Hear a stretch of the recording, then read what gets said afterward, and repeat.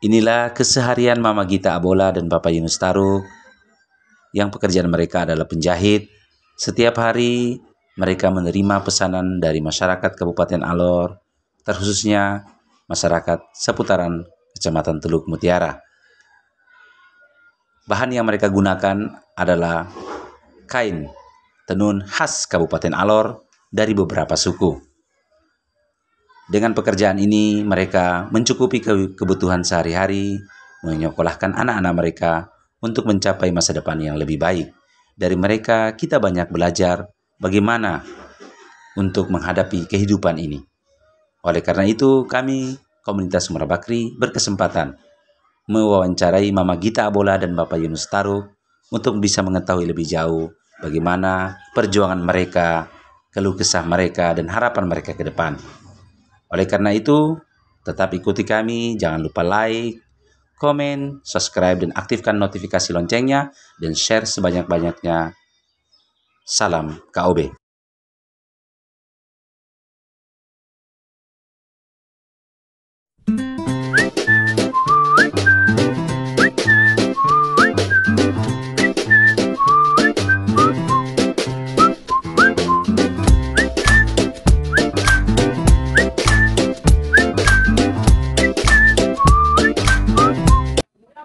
Ya, Shalom, Assalamualaikum warahmatullahi wabarakatuh.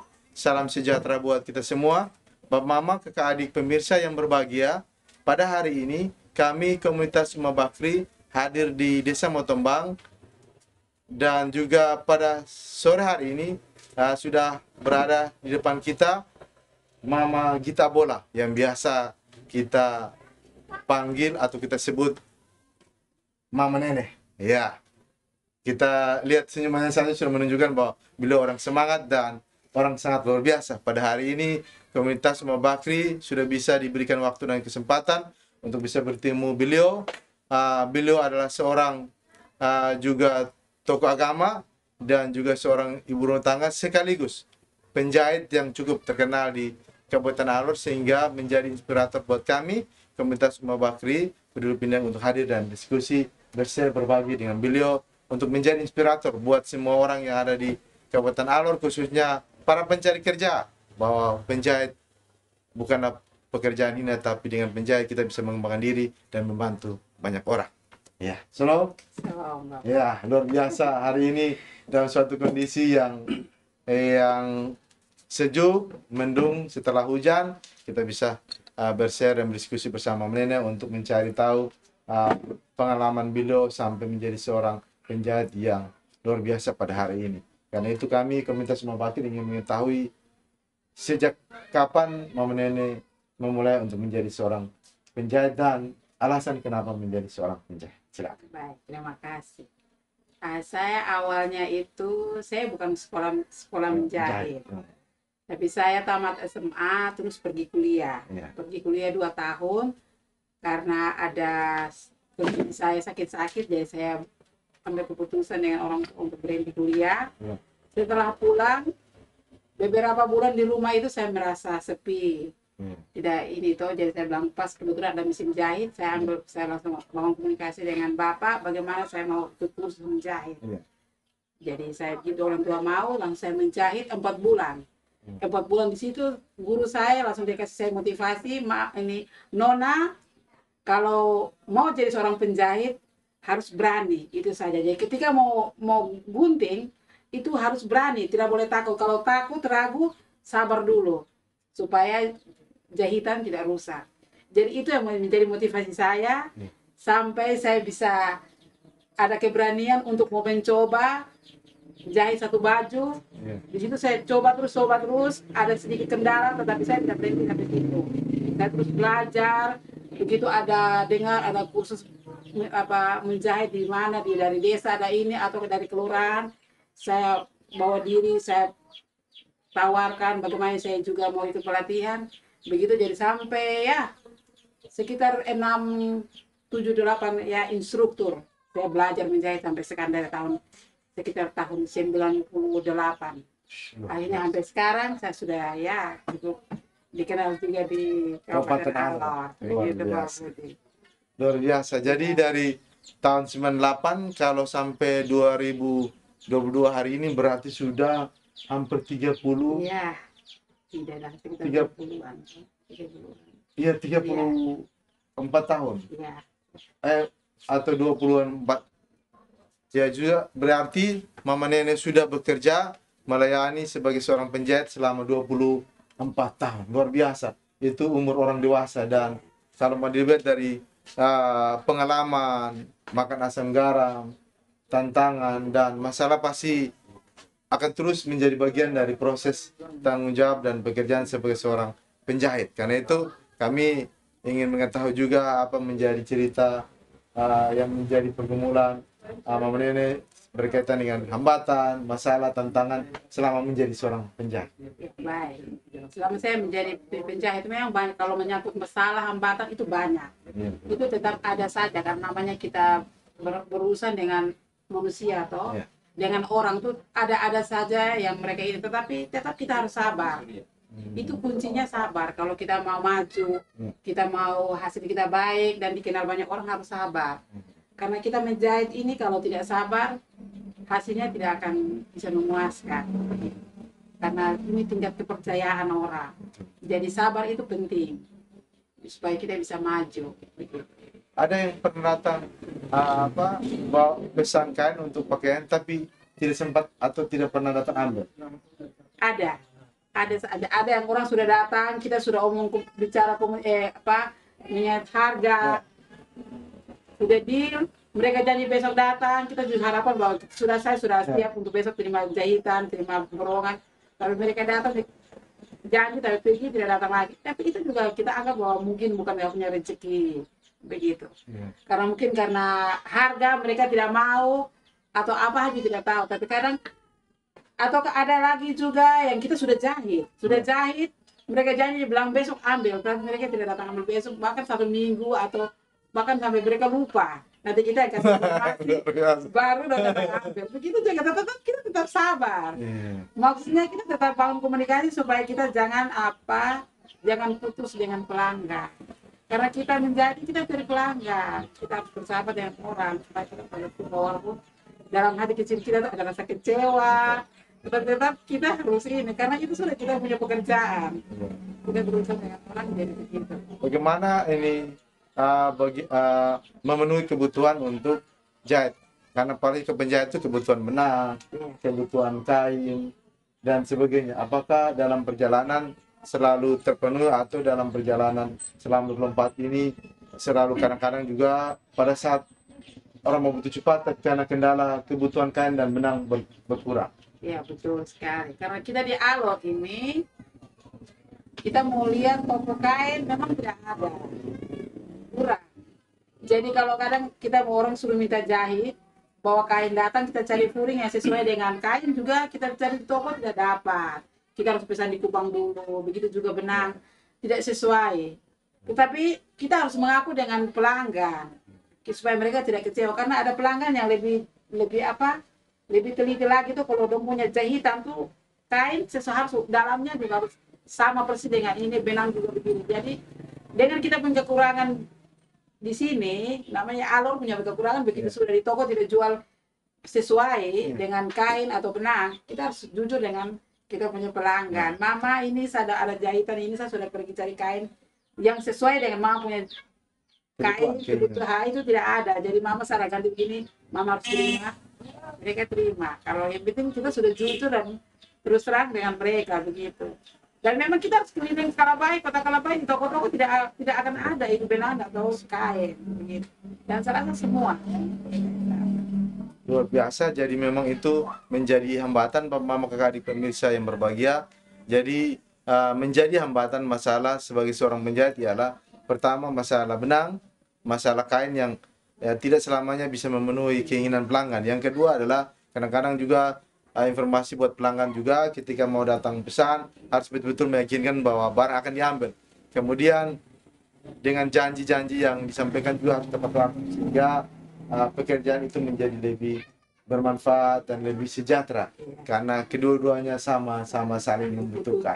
Ya, yang berikut adalah kami komunitas ingin mengetahui apakah kita tahu bahwa dalam sebuah pekerjaan pasti juga ada yang mengayomi, melindungi, mendukung, memperhatikan dalam hal ini lembaga. Kan itu kami juga ingin mengetahui Mama Nenek selama ini, selama 24 tahun ini bagian dari kelompok penjahit dari mana atau kerajaan dari mana, kemudian ada lembaga-lembaga apa yang terus dan senantiasa bekerjasama dengan Mama Nenek untuk membangun pekerjaan ini.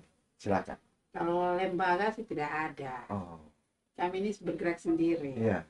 Karena kami punya keahlian, jadi kami mau untuk bagaimana supaya promosikan diri, kami sendiri promosikan diri dengan kami punya hasil itu saja.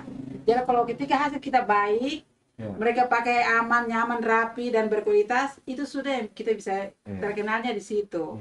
Tapi untuk bilang ada satu lembaga atau pihak terkait yang untuk mau promosikan kita, tidak ada. Di Kabupaten Alor tidak ada? Tidak ada. Provinsi? Provinsi juga tidak ada. Hanya saya pernah, mungkin karena dari saya punya jahitan, saya pernah diminta untuk ikut lomba ini PKK tingkat kabupaten di Kupang. Luar biasa. Itu saya yang jadi desainer. Luar biasa. Jahit satu baju untuk pakai lomba di fashion show. Ya, di Kupang sana untuk lomba tingkat PKK lah. Tingkat provinsi. Iya.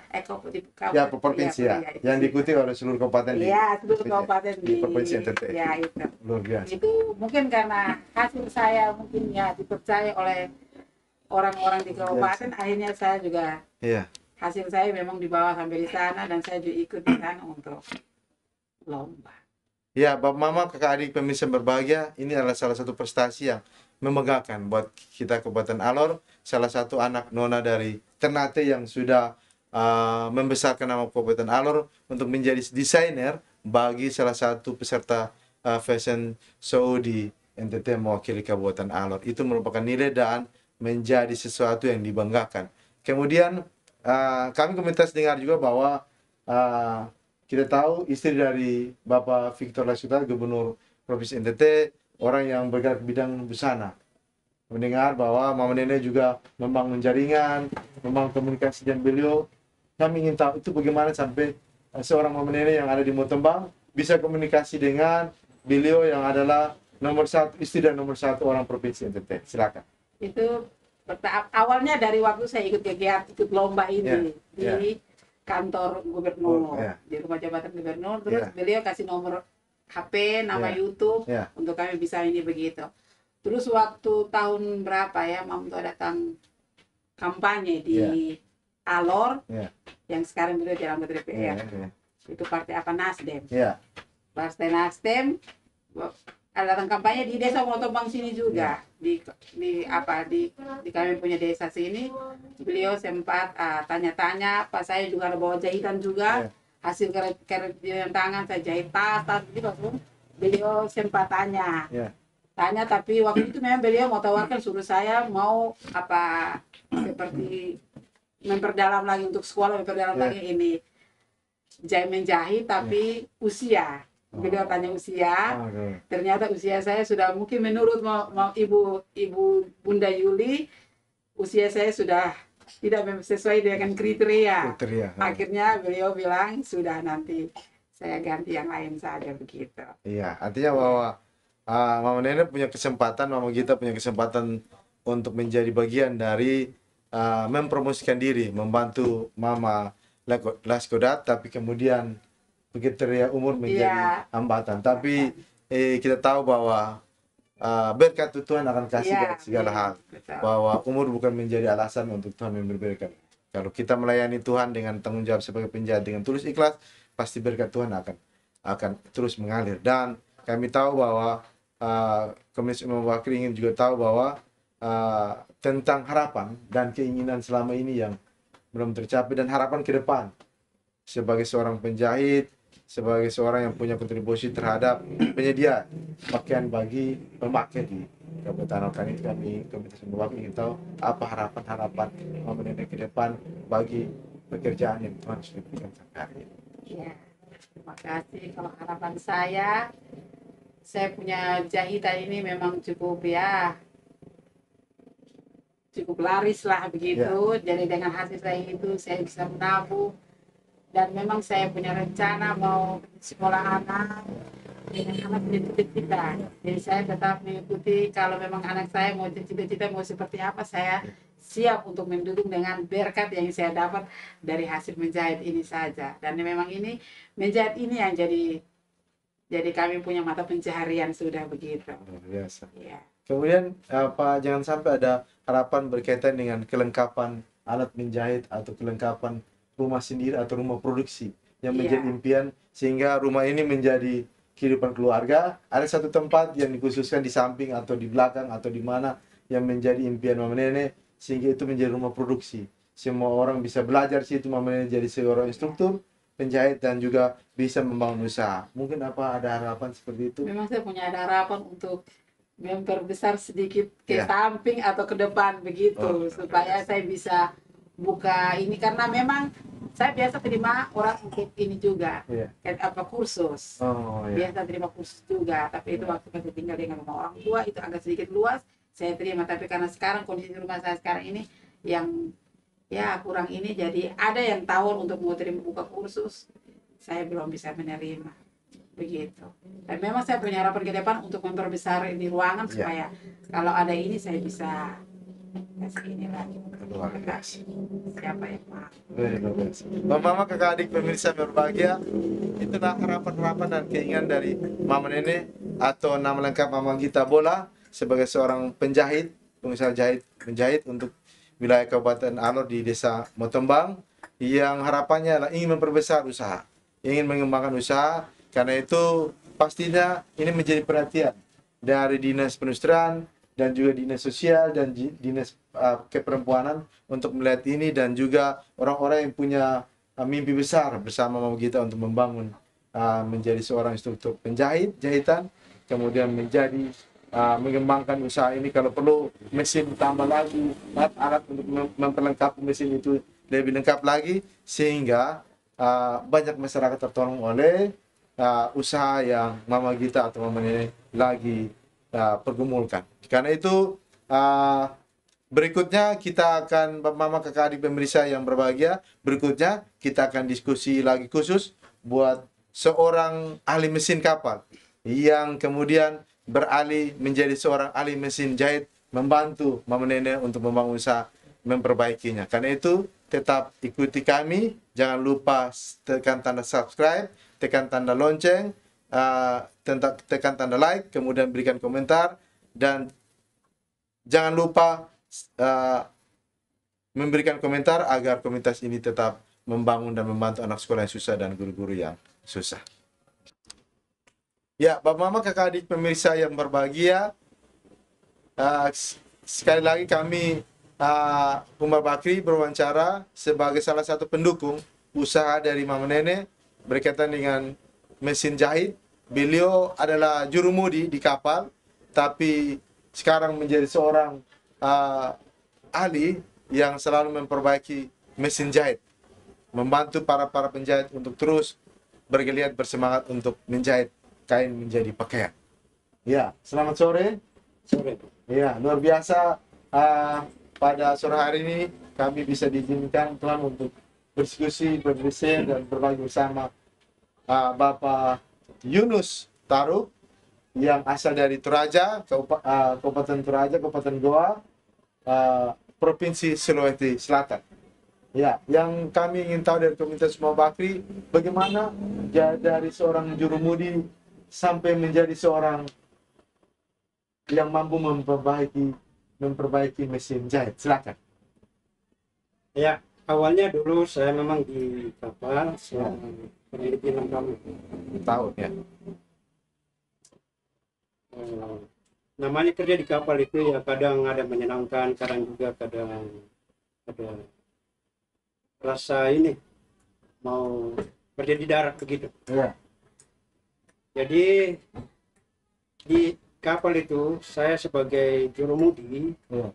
di kapal kargo. Karena rute kapal agak ini tidak menetap, jadi mertua minta saya turun dari kapal. Jadi saya jadi bingung. Saya bilang kalau kerja di darat saya mau kerja apa? Betul. Ya. Nah, terus tua bilang, sudah ini belajar-belajar, mulai perbaiki mesin sambil menjahit, roda-roda mesin. Awalnya saya tidak bisa sama sekali. Jadi saya belajar sedikit demi sedikit, bukan secara langsung. Akhirnya lama kelamaan bisa saya memperbaiki gitu. Termasuk menjahit. Langsung menjahit ya. Jadi semua yang ada masalah, baik itu mesin obras, mesin jahit, itu bisa saya atasi. Iya. Karena setiap penjahit menghadapi masalah di mesin itu, dia akan menjadi pekerjaan itu jadi tertunda ya. Dan menghambat, Ya. kadang membuat jadi stres juga. Ya, betul. Tanpa bisa mengatasi mesin. Ya. Karena kebanyakan penjahit ini bisa menjahit tapi di masalah mesin dia tidak bisa atasi. Ya. Jadi jalan satu-satunya ya saya berprofesi di mesin saja, memperbaiki mesin. Ya. Jadi ada sekitar 3 bulan saya belajar di situ. Akhirnya saya bisa memperbaiki mesin, baik mesin obras maupun mesin jahit. Luar biasa. Itu pengalaman yang sangat berarti. Walaupun pengalaman di kapal sebagai jurumudi dan kadang-kadang memperbaiki di mesin, tapi ketika masuk mesin jahit butuh belajar juga. Karena pastinya ada hal-hal yang berbeda dengan mesin di kapal dan juga mesin jahit yang ada. Dan itu menjadi pengalaman buat Bapak Yunus untuk mampu dan sampai hari sekarang sudah banyak membantu orang. Dan tadi sampaikan bahwa ketika para penjahit itu melakukan jahitannya dan mesin rusak, itu menjadi masalah. Karena pastinya bagaimana dia bisa bekerja dengan baik kalau mesin rusak. Dan itu akhirnya Bapak Yunus hadir untuk membantu para penjahit untuk memperbaiki mesin jahit yang ada. Bapak Mama, kakak adik pemirsa yang berbahagia, kami juga ingin mengetahui bahwa sudah berapa banyak mesin jahit yang kebetulan masih ingat untuk mesin jahit yang diperbaiki. Silakan. Ya kadang kalau ini ya sudah agak lumayan lah. Ada mesin jahit yang singer hitam ini, yang mesin obras, sudah lumayan. Sudah lumayan banyak. Luar biasa. Biasanya kendalanya lebih banyak di mana kalau mesin jahit ini masalahnya? Kalau di mesin jahit kadang itu benang yang tidak beku anyam betul, kadang renggang, kadang di bawah ngumpul, kadang di atas juga begitu. Jadi solusinya ya itu saya atasi di situ. Termasuk di mesin obras juga. Kadang tidak nganyam, di situ juga kendalanya. Jadi saya ngatasi di situ juga. Kalau ketika ada alat-alat yang tidak ada pada mesin itu, cara mengatasinya atau di sini alur ada untuk persediaan itu gitu? Kalau mesin obras ini di Kalabai saya cari dia punya alat. Yang ada hanya dia punya jarum saja. Jarum mesin obras. Tapi kalau alat dari ini seperti jarum dalam itu tidak ada dijual di Kalabai. Kalau macam singer putihnya, singer hitam ini mesin jahit itu ada banyak dijual. Jadi untuk masalah yang mesin jahit singer ini sudah bisa bantu untuk bisa selesaikan. Sedangkan obras ini kesulitan karena harus diakui alatnya hampir di Kabupaten Alor sulit didapat. Dan dengan demikian kami Komunitas Sema Bakri juga ingin mengetahui harapan juga dari Bapak selaku seorang ahli untuk memperbaiki mesin jahit, apa keinginan untuk membantu salah satu profesi baru untuk membantu para penjahit memperbaiki mesinnya. Silakan. Harapan saya bagi saya ya siapa tahu ada yang bisa membantu juga saya dalam mengatasi mesin ini, karena biasanya ini artinya untuk memperdalam begitu. Karena tanpa bantuan dari orang yang kita harapkan Yang lebih tahu ya. yang lebih tahu. Ya. Sepertinya kita harus banyak belajar lagi begitu. Terima kasih, luar biasa. Bapak Mama, kakak adik pemirsa yang berbahagia, kita tahu bahwa manusia memiliki kelebihan, tapi juga memiliki banyak kekurangan. Karena itu, di satu sisi dia mampu mengatasi suatu masalah, tapi dia juga berharap untuk orang lain bisa membantu menyelesaikan masalahnya. Termasuk sebagai seorang ahli yang mesin jahit, bisa membantu membantu Bapak Yunus untuk memperbaiki mesin jahit yang ada. Oleh karena itu, kita sebagai manusia biasa, sebagai manusia tuh mati. Oh, terus saya ke aduh. Ya, kita sebagai manusia biasa tidak mampu untuk bisa meraih sesuatu cita-cita, tetapi kita juga diberikan kesempatan oleh Tuhan untuk belajar, untuk bisa mencapainya. Dan itu kita tidak bisa kerja sendiri karena kita adalah makhluk sosial. Kita butuh orang lain untuk terus dan sentiasa saling bekerja sama untuk membantu. Karena itu, Bapak Mama, kakak adik pemirsa yang berbahagia, pada hari ini luar biasa. Kami sudah berdiskusi dengan Mama Gita Bola, Mama Nenek, berkaitan dengan usaha dan pekerjaan sebagai seorang penjahit, dan juga Bapak Yunus Taruk selaku juga membantu istri dan juga ahli dalam memperbaiki mesin jahit.